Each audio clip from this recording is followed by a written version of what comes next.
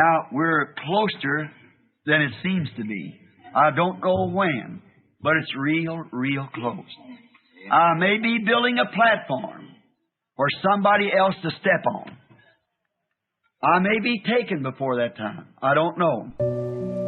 The question is, who should step on that platform? Let's parallel this to Moses and John the Baptist. Moses, when people failed to see what was the attraction on that mountain, they started to idolize the message of redemption which Moses had. It is in the silence of the prophet in the mountain that made the people denominate and create a new belief which they knew it had no true basis of revelation. This is the opening of the seventh seal in Moses' time that made people to be seen what was in them. They did come out of Egypt, but Egypt was still in them. Read between the lines, you so-called message believers. Revelation chapter 8 speaks of the sin of silence.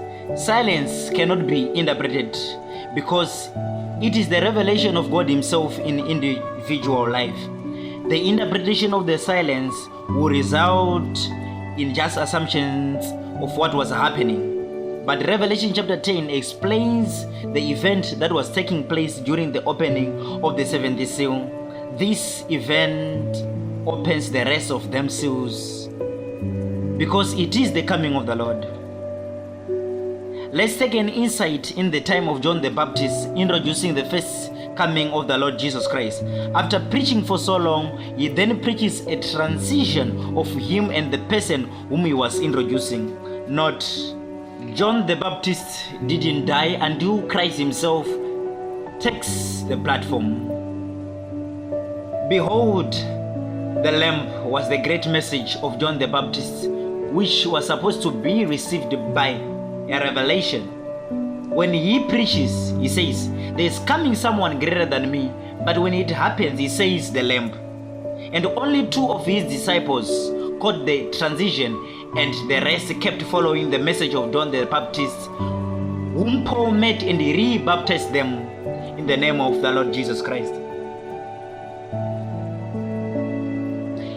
Here is the Elijah of the last days, saying he was creating a platform for someone to step on, whom then is worthy to step on it.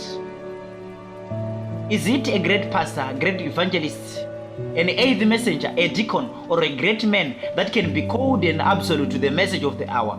All these are not worthy to step on that platform which was created by William Aaron Branham, because the message of Malachi is not to introduce a man who don't own heaven, but to introduce Christ. As John the Baptist was sent to forerun the first coming of the Lord Jesus, so you are sent to forerun the second coming.